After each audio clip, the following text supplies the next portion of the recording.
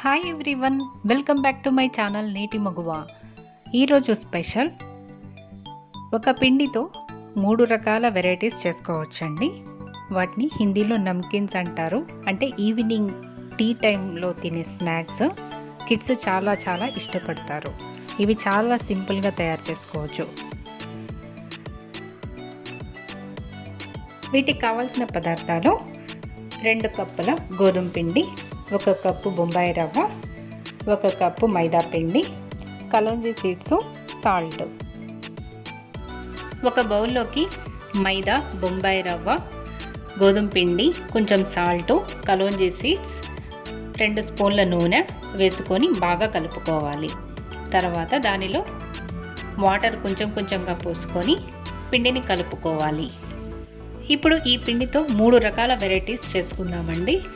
ఈ కలిపిన పిండి మీద 2 స్పూన్లు ఆయిల్ వేసి 15 నిమిషాల పాటు పక్కనుంచాలి. పిండిని 3 పోర్షన్స్ చేసి పక్కనుంచుకోవాలి. ఒక ముద్ద తీసుకొని దాన్ని చపాతీలాగా రౌండ్గా చేసుకోవాలి. తర్వాత కొంచెం ఆయిల్, గోధుమ పిండి చల్లుకొని దాన్ని వీడియోలో చూపిన విధంగా ఫోల్డ్ చేసుకోవాలి. ఈ విధంగా 3 టైమ్స్ ఫోల్డ్ చేసి దాన్ని రోలింగ్ పిన్నుతో స్ప్రెడ్ చేసుకోవాలి. మొత్తం అయిన తర్వాత ఒక పిజ్జా కటర్ తీసుకొని లేకపోతే చాకుతో కానీ స్ట్రైట్గా కట్ చేసుకోవాలి. పొడుగ్గా వచ్చినట్లయితే దాన్ని హాఫ్ చేసుకోవాలి. వీటిని మనం 3 ఫోల్డ్స్ చేసాం కాబట్టి స్టిక్స్ లాగా చాలా బాగుంటాయి. చాలా క్రిస్పీగా కూడా ఉంటాయి.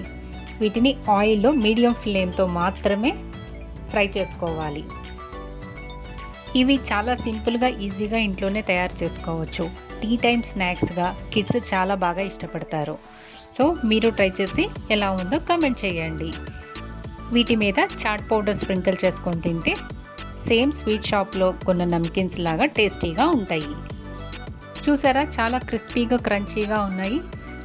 చాట్ పౌడర్ వేసుకోవటం వల్ల డిఫరెంట్ టేస్ట్ వస్తుంది. సో మీరు ఇదే విధంగా కారం కూడా వేసి చేసుకోవచ్చు. ఇదే పిండితో సెకండ్ వెరైటీ మాత్రీస్ చేసుకుందాము. ఇది చాలా బాగుంటుంది. దీంట్లో కొంచెం డ్రై మేతి లీవ్స్ కూడా వేసుకోవచ్చు. అదేనండి కసూటి మేతి, అది కూడా వేసుకోవచ్చు. చపాతీగా చేసుకున్న తర్వాత దాని మీద ఆయిల్ అప్లై చేసి పిండితో డస్టింగ్ చేసుకోవాలి. దాన్ని ఈ విధంగా రోల్గా చుట్టుకోవాలి. తర్వాత వాటిని ముక్కలుగా కట్ చేయాలి. ఆ కట్ చేసిన ముక్కల్ని మధ్యలో ప్రెస్ చేయాలి.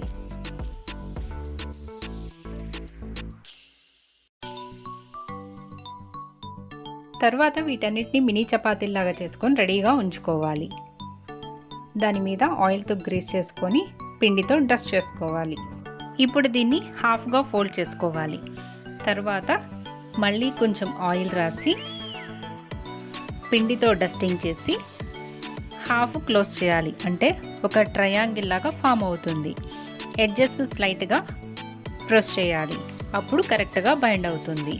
తర్వాత మనం ఫోర్క్తో వాటి మీద హోల్స్ లాగా పెట్టుకోవాలి. ఈ విధంగా చేసినట్లయితే కరెక్ట్గా ఫ్రై అవుతాయి.